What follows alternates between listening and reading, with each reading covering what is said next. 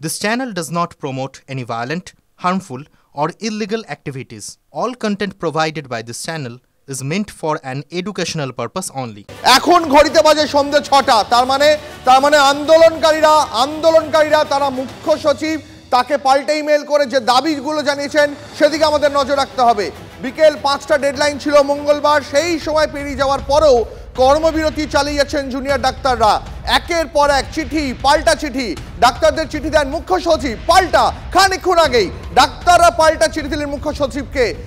त्योहार और प्यार लाती है रिश्तों में ढेर सारा मिठास, परंपरा वही सोच नहीं। आदि मोहिनी मोहन कांजीलाल তারা ৫ দফা দাবি জানিয়েছেন। কি দাবি? ৩০ জন আন্দোলনকারী তারা বৈঠকে বসতে চান। পুরো বৈঠকের লাইভ স্ট্রিমিং করতে হবে, গোটা বৈঠকে মুখ্যমন্ত্রী তাকে উপস্থিত থাকতে হবে। এই রকমই ৫ দফা দাবিতে অনড় আন্দোলনকারীরা। আমাদের সহকর্মীরা প্রত্যেকে মুহূর্তে লাইভ আপডেট আপনাদের সামনে রাখবেন। আমার তিনজন সহকর্মী এই মুহূর্তে রয়েছেন আমাদের সঙ্গে। আমি এক এক করে প্রত্যেকের কাছে যাবো। আমার সঙ্গে সৌরভ রয়েছেন, আন্দোলনকারীরা যেখানে বসে রয়েছেন সেখান থেকে, স্বাস্থ্য ভবনের সামনে থেকে।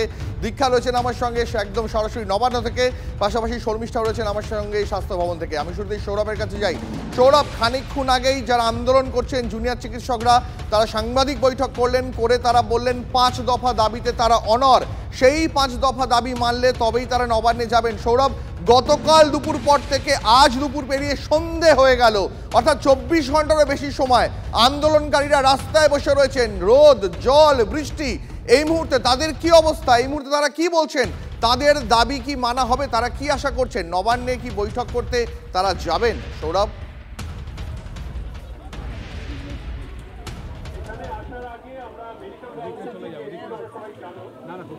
দ্বীপ, দেখো একটা স্নায়ুযুদ্ধ চলছে এবং স্নায়ুযুদ্ধতে জুনিয়র চিকিৎসকেরা কিন্তু তাদের অবস্থান, সেই অবস্থান তারা বজায় রেখেছেন। তাদের স্পষ্ট কথা, তারা স্বাস্থ্য ভবনে যে ৫ দফা দাবির ভিত্তিতে অবস্থান বিক্ষোভ শুরু করেছিলেন, সেই ৫ দফা দাবিতেই তারা নবান্নে যাবেন।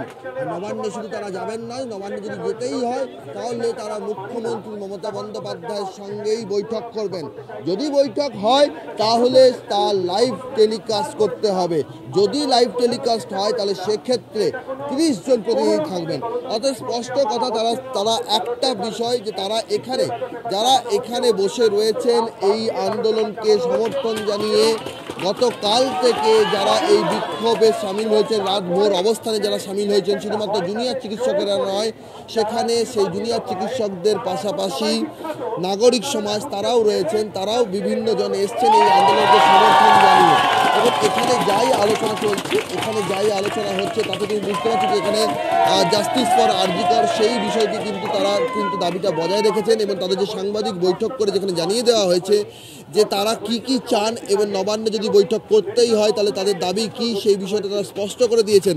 কিন্তু এক্ষেত্রে আরও একটা বিষয় নিশ্চিতভাবেই বলবো দীপ, যে তারা বলেছেন যে তারা নবান্নের যে বৈঠকে যাবেন, এমনটা নয় যে নবান্নের বৈঠকে গিয়ে তারা মুখ্যমন্ত্রীর সঙ্গে আলোচনা করে তাদের যদি দাবি মেনে নেওয়া হয় তাহলে সেই ক্ষেত্রে তারা এখান থেকে অবস্থান বিক্ষোভ তুলে নেওয়ার সিদ্ধান্ত ঘোষণা করবেন। তারা বলছেন তারা সেখান থেকে কোনো কনক্লুসিভ সিদ্ধান্তে আসবেন না, তারা আসবেন এই মঞ্চে তারা আসবেন। সৌরভ, নজর থাক পরিস্থিতির দিকে। আমরা এরপর নবান্নে নজর রাখবো, কারণ নবান্নে মুখ্যমন্ত্রী মমতা বন্দ্যোপাধ্যায় তিনি এখনো নবান্নে রয়েছেন। আমাদের সহকর্মী দীক্ষা ভূঁইয়া রয়েছেন আমার সঙ্গে নবান্ন থেকে সরাসরি। দীক্ষা, আজ মুখ্য সচিব তিনি নিশ্চয়ই এতক্ষণ ইমেল পেয়ে গেছেন, আন্দোলনকারীদের ৫ দফা দাবি তিনিও নিশ্চয়ই পেয়েছেন। এরপর নবান্নে এই মুহূর্তে কি চলছে, কি গতিবিধি? দেখো, গতকালই আমরা দেখেছিলাম যে স্বাস্থ্য দপ্তর থেকে স্বাস্থ্য সচিব একটি চিঠি পাঠিয়েছিলেন এই জুনিয়র যারা চিকিৎসক তাদের কাছে, যাতে তারা প্রতিনিধি দল নিয়ে নবান্নে আসেন। এবং তার জন্যই কিন্তু মুখ্যমন্ত্রী গতকাল সন্ধ্যে ৭:৩০ পর্যন্ত নবান্নে ছিলেন। আজকেও আমরা দেখলাম যে ভোরবেলাতে যখন জুনিয়র চিকিৎসকরা মেল করেছিলেন মুখ্য সচিবকে, তার পাল্টা জবাব নবান্ন থেকে ৩:২১ মুখ্য সচিব ইমেল করেন, যেটা জুনিয়র চিকিৎসকরা বলছেন ৩:২৩ তারা পেয়েছেন। এবং তারপরে যখন মুখ্য সচিবের তরফ থেকে পাল্টা জানানো যায় কত সংখ্যায় আসতে পারবেন তারা, কিন্তু দেখা গেল জুনিয়র যারা চিকিৎসক তারা অনর রয়েছেন, 30 জন আসবেন, লাইভ স্ট্রিমিং রয়েছেন, যেটা আমার সহকর্মী সৌরভ দত্ত বললেন। এখন এই মুহূর্তে নবান্ন সভাঘরে মুখ্যমন্ত্রী মমতা বন্দ্যোপাধ্যায় বিজিবিএস এর মিটিং করছেন, যেটা আগে থেকেই স্কেডিউল ছিল, স্কেডিউল মিটিং, সেটা হচ্ছে বিজিবিএস এর বৈঠক চলছে, বিকাল 4:30 থেকে চলছে। এখনও মুখ্যমন্ত্রী সেখানে রয়েছেন, সেই বৈঠক এখনও পর্যন্ত চলছে। এবং মুখ্য সচিবের তরফ থেকে যে 3:21 নবান্ন থেকে যে মেলটা করা হয়েছিল, সেখানে বলা হয়েছিল সন্ধ্যে 6টার মধ্যে তারা যেন আসেন। বেশ, আমাদের নজর থাকুক, আমরাও দেখবো। ঘড়িতে এখন সন্ধ্যে 6টা হয়ে গেছে, আরো সময় এগোবে, ততক্ষণে কি হয় একের পর এক গতিবিধি, ঘটনার কোন দিকে ঘটনা পরম্পরা এগোয় সেদিকে আমাদের নজর থাকবে। আমাদের সহকর্মী শর্মিষ্ঠা রয়েছেন আমার সঙ্গে একদম স্বাস্থ্য ভবনের সামনে থেকে।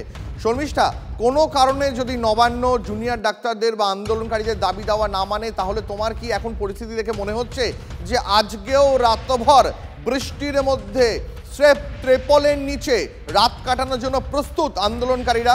শর্মিষ্ঠা,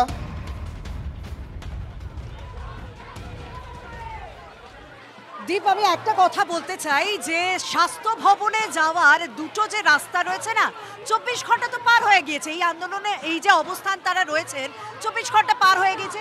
এই দুটো রাস্তার খালি আমি ছবি দেখাতে বলবো আমার সহকর্মী সুদীপকে। এটা একটা রাস্তার ছবি দেখছি, আমি ঠিক অপর দিকের রাস্তাটারও ছবি দেখাচ্ছি। ছবি দেখে কি কোথাও মনে হচ্ছে কোনো আন্দোলনকারী পড়ুয়া তারা ক্লান্ত হয়ে রয়েছে?